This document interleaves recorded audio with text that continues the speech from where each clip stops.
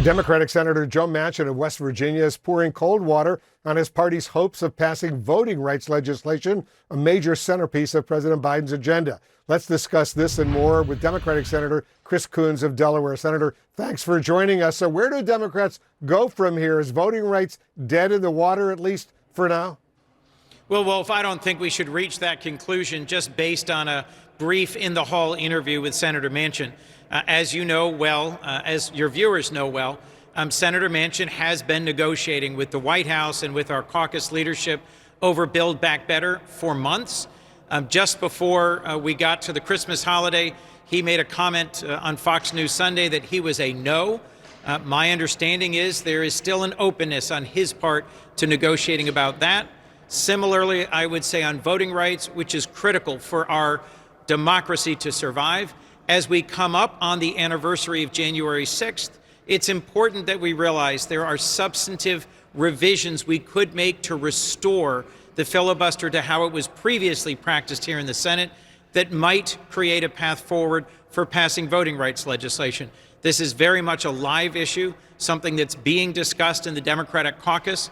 We are all just returning from 2 weeks away with our families in our home states. And I would not reach the conclusion yet that what Senator Manchin said in the hallway today means that conversation has come to an end. So do you still believe that Senator Manchin is an honest broker in all of this? Look, Senator Manchin is only one of 3 senators who served as a Secretary of State. He was responsible for the electoral system in West Virginia.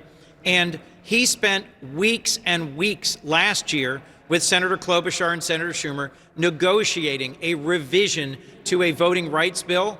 He has now indicated he supports it. There's 50 Democrats willing to move forward on this legislation that would strengthen and secure our electoral system for the next election. I hope he's still willing to do the work that we have to do to get that to the floor of the Senate. But he doesn't want to change the filibuster rule in order to get 50 votes.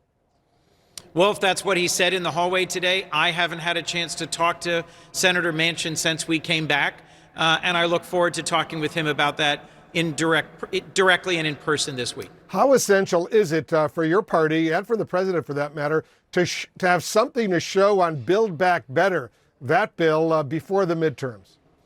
Well, look, we've spent months on this. I think it's time for us to reach a conclusion.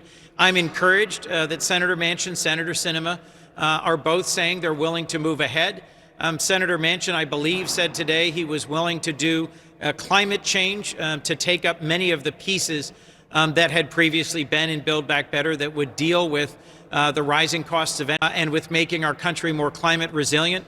Look, just earlier in this show, you were interviewing Senator Kaine, who I think took 27 hours because of a freak snowstorm here in Washington to get to the Capitol.